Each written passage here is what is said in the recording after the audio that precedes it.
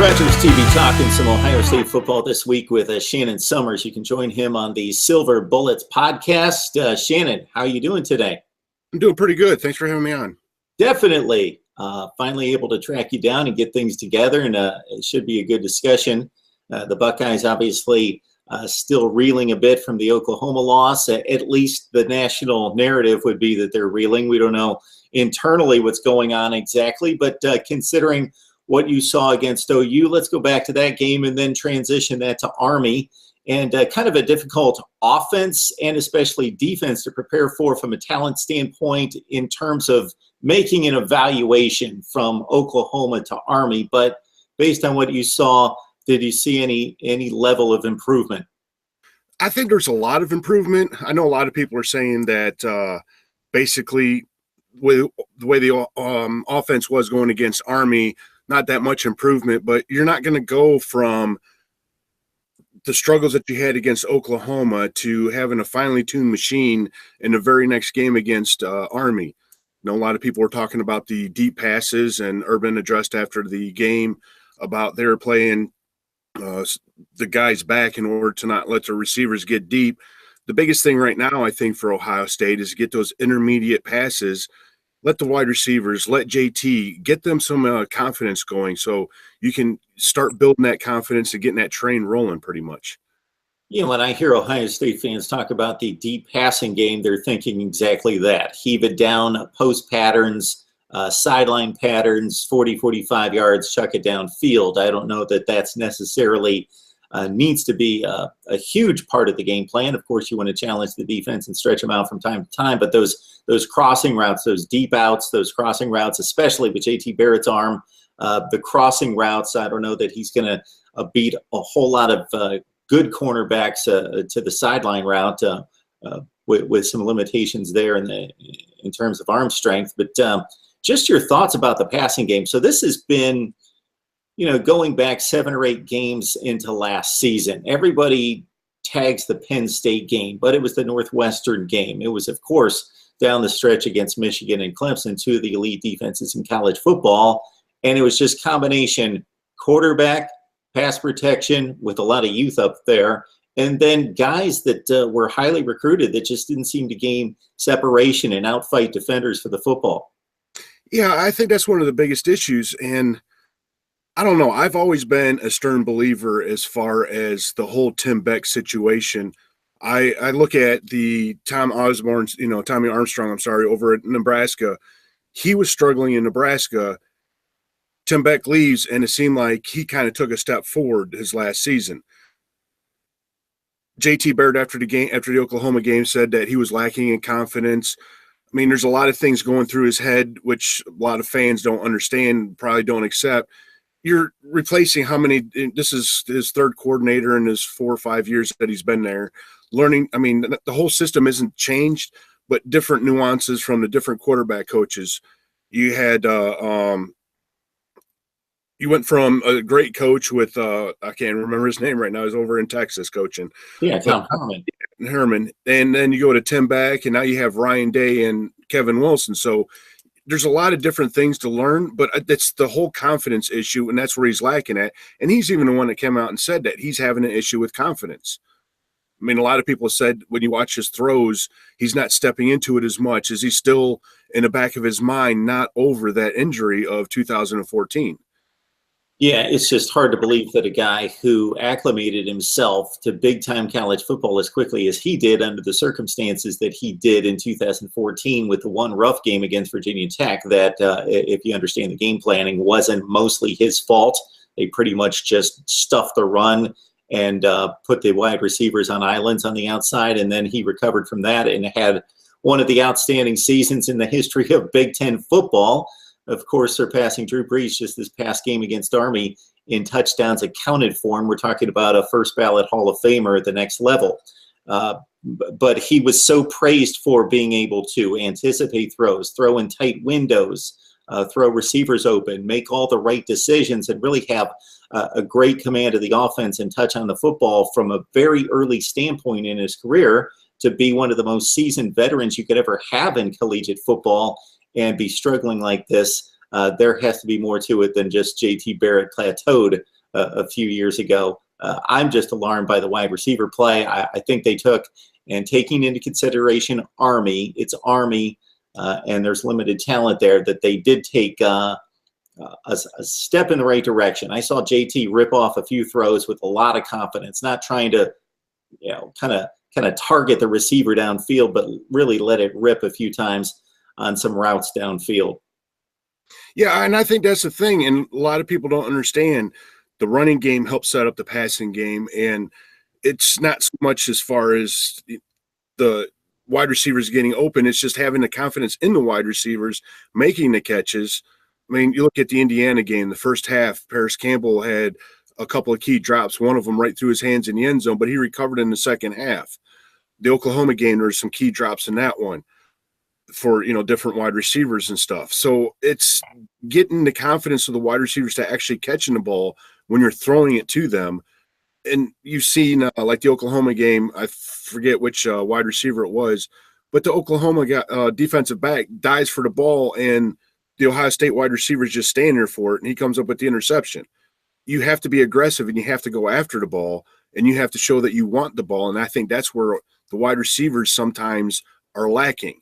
And that's where, with these intermediate passes and everything, hopefully that's building the confidence up with the zone 6 group and the wide receiver, so they can start getting that momentum going. And it's not stopping and thinking about, is this guy going to catch it or not? And you're hitting them downfield. Shannon Summers joining us to talk Ohio State football. You can join him on a Silver Bullets podcast. It's just silverbulletspodcast.com. Find his content right there for some serious Ohio State football talk. Yeah, that interception play against Oklahoma, in which, again, I can't remember exactly who that was, if it was Campbell, Hill, Victor, whoever it was.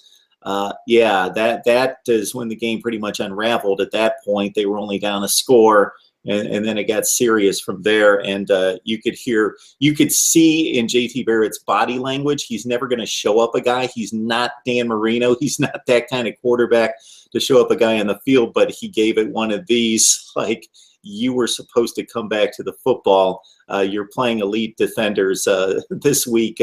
That's not going to do. Shannon Summers joining MarkRogersTV to break down Ohio State football. You can join him on the Silver Bullets podcast. So I want to get this straight. Go to silverbulletspodcast.com and find his weekly podcast talking up Ohio State football for hardcore fans. So join Shannon right there. All right, much expected this season of the Buckeyes. Just about everybody had them in the college football playoff. Oklahoma, considering what happened last year, was a game that, despite Oklahoma's talent and ability on the sideline, people just chalked up as a win. It turned out the wrong way. I guess optimistic fans could point to 2014 and say, hey, Virginia Tech went 7-6. We recovered from that, got on a roll, and we know what happened. Pessimistic fans would say, hey, the passing offense hasn't been fixed since at least mid last season. And when is it going to get fixed? And even the defense that we thought was going to be great got chewed up by Baker Mayfield and company. Well, the tougher games are coming, so they should be in good shape for the next few weeks. Maryland could be difficult. And then it's, of course, Penn State as the marquee game, and even the likes of Iowa and Nebraska could be a little bit tricky. So, Shannon, dive into your crystal ball and let us know what you realistically think Ohio State can do. Realistically, before the season, I looked at Ohio State as winning the Big Ten East. That has not changed. They had trouble against Oklahoma, and I did pick them to beat Oklahoma. Oklahoma came and brought it.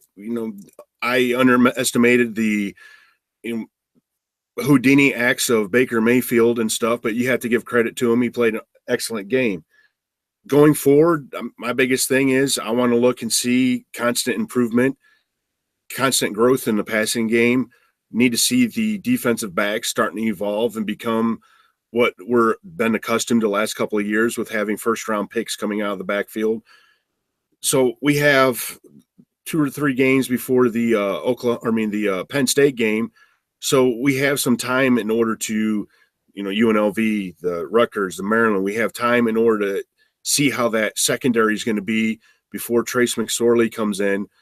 the defensive front seven has to be really extremely great, because you're going to have the Nittany Lions running back with Saquon Barkley, who's one of the top backs in the nation. So I mean, that's going to be a big time matchup right there. Plus, you have Ohio State, they're going to have a little bit of a chip on their shoulder from getting beat last year, thinking that they should have won that game, and by all rights they should have. But Penn State produced in the second half and Ohio State didn't, so Penn State won the game. And it wasn't a fluke. Penn State won that game. Then after that, they have to go over to the pink locker rooms of Iowa. Don't know what Iowa team you're going to get, but Iowa seems, when they had the big-time opponents, they seem to bring up step up their game. So that's going to be a dogfight. The big advantage for Ohio State in that is having that bye. Then you look at Michigan State. It's going to be coming into the shoe during that stretch before the Michigan game. I worry about Michigan State, even no matter what their record is, because you look at, since Urban Meyer's come here, him and D'Antonio, the road team has won that game. That bothers me in a sense. Even last year, Ohio State only won by 7 points against D'Antonio. And then you have the big marquee matchup at, the Big House, the last game of the season. Michigan fans are saying the Big Ten's ours to win this year, and I'm picking Michigan to lose to Penn State and Ohio State. So I see them finishing on the third place, but I'm always wrong. So it's going to be another great games. It's going to be, this is what makes college football great. You really don't know what's going to happen, and there's still a lot of question marks this early in the season. So it's a fun ride. And it's too much to not enjoy. Yeah, it's just the best product in sports on the field. You may disagree with, as I do, the college football playoff selection process. I don't fault the committee. I think they've got an impossible job to fit 5 conference champions into 4 spots. But that's the way it is. And I believe, not to correct you, Shannon, but thinking back on the Michigan State game, I believe that was a 1-point game. So if you remember correctly, Michigan State scored late. D'Antonio was just hit. The season was gone. So he went for 2.